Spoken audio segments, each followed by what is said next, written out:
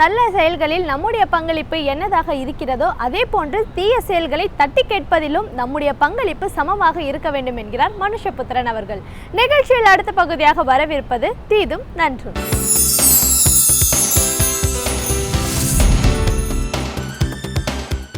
வணக்கம் நண்பர்களே, இன்னும் ஒரு இனிய காலை பொழுதில் தீதும் நன்றும் நிகழ்ச்சியில் உங்களை சந்திப்பதில் மிக்க மகிழ்ச்சி அடைகிறேன். பொதுவாக அறிவியலினுடைய எந்த ஒரு கண்டுபிடிப்பும் அது மனித குலத்தின் ஒரு சிலருக்கு அல்லது ஒரு பகுதியினருக்கு அது நன்மை பயப்பதாக இருக்கிறது என்று சொன்னால், அல்லது ஒரு சிலருடைய துயரங்களை தீர்ப்பதற்கு ஒரு வழியாக இருக்கிறது என்று சொன்னால், அதே அறிவியல் கண்டுபிடிப்புகள் வேறு பலருக்கு அது ஒரு மிகப்பெரிய அளவிற்கு சுரண்டப்படுவதற்கும் அல்லது வேறு பலரை அது ஏமாற்றுவதற்கும் பயன்படுவதை நாம் எண்ணற்ற உதாரணங்களின் வழியாக பார்த்திருக்கிறோம். அதாவது எந்த ஒரு அறிவியல் கண்டுபிடிப்புமே மனித அறத்திற்கு அப்பாற்பட்டதாக இருக்க முடியாது, மனித நீதிக்கு அப்பாற்பட்டதாக இருக்க முடியாது.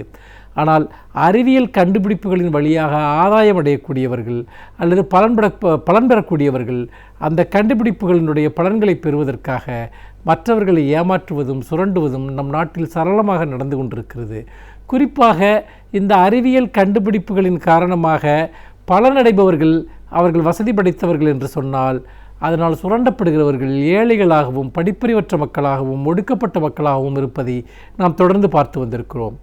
அப்படி பார்க்கிற போது எத்தனையோ விஷயங்களில், அது உடல் உறுப்பு தானம் சம்பந்தமான விஷயங்களாக இருக்கலாம் அல்லது வேறு எத்தனையோ பல விஷயங்களிலும் கூட இப்படி ஏழை மக்கள் ஏமாற்றப்படுகிற சுரண்டப்படுகிற ஒரு அவலக்காட்சியை நாம் தொடர்ந்து பார்த்து கொண்டிருக்கிறோம். அப்படிப்பட்ட ஒரு விஷயம்தான் இந்த வாடகை தாய் என்று சொல்லக்கூடிய ஒரு முறைமை. இந்த வாடகை தாய் என்கிற முறைமை பற்றி மிக கடுமையான சர்ச்சைகள் தொடர்ந்து நாடு முழுக்க இருந்து வருவதை நாம் பார்க்கிறோம். குறிப்பாக இந்தியாவில் இது எப்படி ஒரு சுரண்டலுக்கான ஒரு கருவியாகவும் ஒரு நியாயமற்ற வகையிலும் இது ஏழைகளை சுரண்டக்கூடிய வகையிலும் இது நடந்து கொண்டிருக்கிறது என்பதை நாம் பார்க்கிறோம். இன்றைக்கு அதாவது வாடகை தாய் என்பது இந்த உலகத்தினுடைய பல நாடுகளிலும் இருக்கக்கூடிய ஒரு நடைமுறை.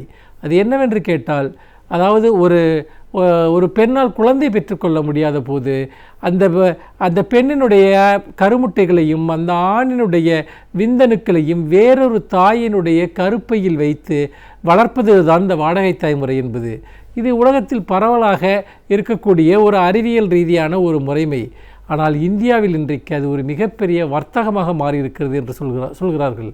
ஏனென்று கேட்டால், குழந்தைகள் பெற்றுக்கொள்ள முடியாத மலட்டுத்தன்மை என்பது இன்றைக்கு உலகளாவிய ஒரு பிரச்சனையாக மாறி வருகிறது. நிறைய தம்பதிகளுக்கு குழந்தைகள் பிறப்பதில் நிறைய சிக்கல்கள் இருக்கின்றன. குறிப்பாக அவர்கள் குழந்தை பெறுவதற்கு தகுதியற்றவர்களாக இருப்பதற்கு மிக முதன்மையான காரணங்களாக நம்முடைய உணவுப் பொருளில் கலந்திருக்கக்கூடிய நச்சுப்பொருளும் நம்முடைய காற்றிலும் தண்ணீரிலும் கலந்திருக்கக்கூடிய நச்சுப்பொருளும் முக்கியமான காரணம் என்று சொல்கிறார்கள். அப்படி பார்க்கிற போது நம்முடைய உணவுப் பொருளை கலந்திருக்கக்கூடிய நச்சுப்பொருள்கள், முக்கியமாக செல்ஃபோன் ரேடியேஷன், மாசுகள் போன்றவையும் உணவுப் பொருள் நச்சுப்பொருள்களும் முக்கியமான ஹார்மோன் கோளாறுகளுக்கு இட்டு செல்கின்றன. அந்த ஹார்மோன் கோளாறுகள் மரபு சார்ந்து வரக்கூடிய சில விளைவுகளையும் கூட ஏற்படுத்துகின்றன. இன்னொரு புறம் நீங்கள் பார்த்தீர்கள் என்றால், நாம் சுவாசிக்கும் காற்றில் இருக்கக்கூடிய இந்த குரோமியம், கேட்மியம் போன்ற பொருள்கள் அவையும் குழந்தையின்மையை, அதாவது மலட்டுத்தன்மையை ஏற்படுத்தக்கூடியவையாக இருப்பதாக ஆய்வுகள் சொல்கின்றன. இப்படி நம்முடைய நவீன வாழ்க்கை முறையினுடைய பல்வேறு விதமான தீங்குகளின் காரணமாக இந்த மலட்டுத்தன்மை என்பது மிகவும் அதிகரித்து வருவதாக புள்ளி விவரங்கள் கூறுகின்றன. அப்படிப்பட்ட ஒரு சூழ்நிலையில் குழந்தை இல்லாதவர்கள் குழந்தைகளை பெற்றுக்கொள்வதற்கு பல்வேறு மாற்று வழிகளை இந்த உலகம் உருவாக்கி வந்திருக்கிறது. குறிப்பாக குழந்தைகளை தத்து எடுத்துக்கொள்வது என்பது ஒரு சிறந்த முறையாக உலகத்தில் பின்பற்றப்படுகிறது. ஆனால் அப்படி செய்யாமல் அப்படி செய்ய வேண்டியதில்லை என்று சொல்லி இதுபோன்ற அறிவியல் முறைகளை நாடக்கூடியவர்களும் இருக்கிறார்கள். ஏனென்றால் இந்த குழந்தைகளை தத்தெடுத்துக்கொள்வதில் பலருக்கும் பலவிதமான மனத்தடைகள் இருக்கின்றன. அவர்கள் இதுபோன்ற இந்த ஒரு பெண்களினுடைய கருப்பைகளை வாடகைக்கு பெற்று அதில் தங்களுடைய ஒரு பாரம்பரியத்தை உருவாக்கக்கூடிய குழந்தைகளை வளர்ப்பது என்பதை ஒரு அறிவியல் முறையாக கொண்டிருக்கிறார்கள். இது அப்படி பார்க்கிற போது இந்தியாவில் இந்த நடைமுறை பரவலாக இருக்கிறது. ஒரு பெண் அதிகபட்சமாக 3 முறை வாடகை தாயாக செயல்பட முடியும் என்று நம்முடைய இந்திய மருத்துவக் கழகம் சொல்கிறது. ஆனால் இந்த விஷயத்தில் ஈடுபடக்கூடிய பல பெண்கள் அவர்கள் 6 முறைக்கும் மேலாக இது போன்ற ஒரு வாடகை தாயாக செயல்படக்கூடிய முறையை அவர்கள் கைக்கொள்கிறார்கள் என்று பல்வேறு விதமான ஆய்வுகள் சுட்டி காட்டுகின்றன. குறிப்பாக இதில் எப்படி பெண்கள் சுரண்டப்படுகிறார்கள் என்றால், இதில் இடைத்தரகர்களாக இருக்கக்கூடியவர்கள், மருத்துவர்கள் இதில் பெருமளவிற்கு பணத்தை பெற்றுக்கொண்டு அதில் ஒரு சிறு பகுதியை ஒரு 5000 ரூபாயோ 10,000 ரூபாயோ கொடுத்து அந்த பெண்களை இந்த 10 மாதம் அவருடைய கருவில் இந்த குழந்தையை சுமக்க செய்கிறார்கள். பிறகு இந்த குழந்தை பிறந்ததும் அதை பெற்று அதை சம்பந்தப்பட்டவர்களும் அந்த குழந்தையை அழித்து விடுகிறார்கள். இப்படி செய்வதில் உளவியல் ரீதியான பல பிரச்சனைகள் இருக்கின்றன. ஒரு குழந்தையை தன்னுடைய கருவில் ஒரு தாய் சுமக்கிற போது அவளையும் தாண்டி அந்த குழந்தையோடு அவள் ஒரு ஆழமான உணர்வு ரீதியான ஒரு பிணைப்பு ஏற்படுகிறது. கருவில் வளரக்கூடிய அந்த குழந்தைக்கும் கூட ஒரு உணர்வு ரீதியான ஒரு பிணைப்பை உள்ளுணர்வில் கொண்டிருக்கும்.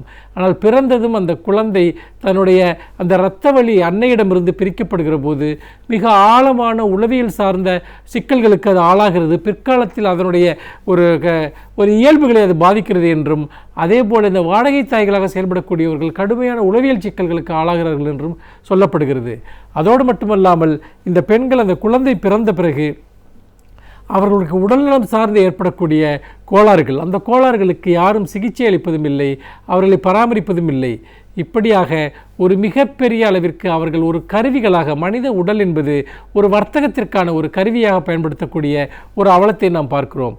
கடந்த காலத்தில் இதுவரை ஒரே ஒரு மாநிலம் குஜராத்தில் மட்டும் சுமார் 30 வாடகை தாய்கள் குழந்தைகளை பெற்றுக் கொடுத்து 30,000 வாடகை தாய்கள் குழந்தைகளை பெற்றுக் கொடுத்திருப்பதாக ஒரு புள்ளி விவரம் சொல்கிறது. இது அதிர்ச்சியூட்டக்கூடிய ஒன்றாக இருக்கிறது. அப்படி என்றால் நாடு முழுக்க இது எந்த அளவில் இருக்கும் என்பதை நீங்கள் நினைத்து பார்க்க வேண்டும். குறிப்பாக இந்த மருத்துவ சுற்றுலா என்று சொல்லக்கூடிய ஒரு முறையின் கீழ் வெளிநாட்டவர்கள் நிறைய பேர் இங்கு வந்து இதுபோன்ற முறையில் குழந்தைகள் பெற்றுக்கொள்கிறார்கள். குறிப்பாக ஆஸ்திரேலியாவிலிருந்து நிறைய பேர் இதுபோன்ற வாடகை தாய்களை தேடி இங்கு வருவதாக சொல்கிறார்கள். இதில் இருக்கக்கூடிய முறைகேடுகள், இதில் நடக்கக்கூடிய பல்வேறு விதமான ஒரு மனித விரோத தன்மை கொண்ட, சட்டவிரோத தன்மை கொண்ட அம்சங்கள் இருக்கின்றன. ஆனால் இதுவரைக்கும் இந்தியாவில் இவற்றை ஒழுங்குபடுத்துவதற்கான, நெறிப்படுத்துவதற்கான சட்டங்கள் இல்லை என்பதை நாம் கவனிக்க வேண்டும். இன்னொரு புறம் அப்படி பேரளவிற்கு இருக்கக்கூடிய சட்டங்கள் கூட அவை முறையாக செயல்படுவதில்லை என்பதையும் நாம் இந்த சந்தர்ப்பத்தில் நாம் இணைத்து பார்க்க வேண்டும். அப்படி இருக்கிற போது இன்றைக்கு ஒரு பெரிய அளவிற்கு இது போன்ற ஒரு மலட்டுத்தன்மை அதிகரித்து வருகிற ஒரு காலகட்டத்தில் வாடகை தாய்களுக்கான தேவைகள் அதிகரித்து வருகிறது. அவர்களை பெற்றுத்தரக்கூடிய அன்னையர்கள், அவர்கள் வறுமையில் வாழக்கூடிய மக்களினுடைய எண்ணிக்கையும் இன்னொரு புறம் அதிகரித்து கொண்டிருக்கிறது. அப்படிப்பட்ட ஒரு சூழ்நிலையில் ஒன்று, இந்த வாடகை தாய் முறையை ஒழுங்குபடுத்த வேண்டும். ஒழுங்குபடுத்தாவிட்டால் அவற்றை சட்ட ரீதியாக தடை செய்ய வேண்டும். மாறாக மக்கள் இவ்வாறு சுரண்டப்படுவதற்கு, ஏமாற்றப்படுவதற்கு ஒரு உணர்வுபூர்வமான ஒரு விஷயத்தை பற்றி எந்த அக்கறையும் இல்லாமல், அந்த பெண்களுடைய உடல்நலம் பற்றிய எந்த அக்கறையும் இல்லாமல் இதுபோன்ற ஒரு முறையை இப்படியே நீடித்திருக்க செய்வது என்பது எந்த விதத்திலும் நியாயமற்ற ஒரு விஷயம். இது அறிவியல் என்பது எப்பொழுதும் ஏழைகளுக்கு பயன்படாது, எப்பொழுதும் ஒடுக்கப்பட்ட மக்களுக்கு பயன்படாது, பெண்களுக்கு பயன்படாது என்கிற கூற்று இந்தியாவில் பல விஷயங்களில் நிலவி வருகிறது.